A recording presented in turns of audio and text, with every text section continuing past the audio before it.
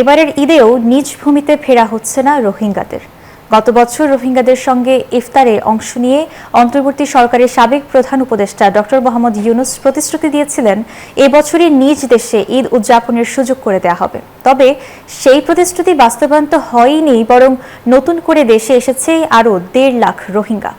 কক্সবাজার থেকে ইরফানুল হাসানের রিপোর্ট। 2017 সালের আগস্টে মিয়ানমারের রাখাইনে সেনা নিপীড়নের মুখে কক্সবাজারের উখিয়া টেকনাফের 33টি শিবিরে আশ্রয় নেয় প্রায় 13 লাখ রোহিঙ্গা। দীর্ঘ 9 বছরেও একজন রোহিঙ্গাকেও ফেরত নেয়নি মিয়ানমার।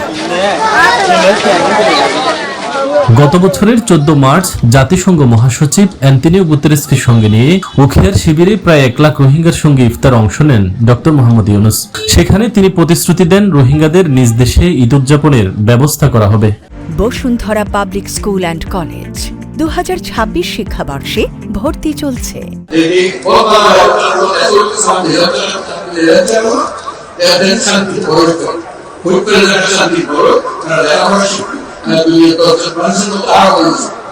বছর ঘুরে আবার এসেছে ঈদ, কিন্তু বাড়ি ফেরা হয়নি রোহিঙ্গাদের। দূর পর্যন্ত আর তো জানা আছে দাদা আছে মানে জীবন হইয়া সরকার আসিবারে রিকোয়েস্ট করি তারা পুরা রোহিঙ্গা কমিউনিটির তরফ মেহরবানি করে আর দেশে তারা যাইব হইলা আর অনুরোধ করি কি বলি হইলে আর যাতে নোয়া সরকার হইয়ে আর দাস হক কালে আর দাস নিজের রতনত নিজের সেফটি সিকিউরিটি লিতে আছে দুনিয়ার আর টু বিলিতে আছে আর দাস ফসাই বিতে দাস আর দাস বেঠা বিটি দিল সরকার আছে আর যদি আর সরকারের দে দুইলা আর যাই দেরি নইলে আর মগরের খেলা দেই।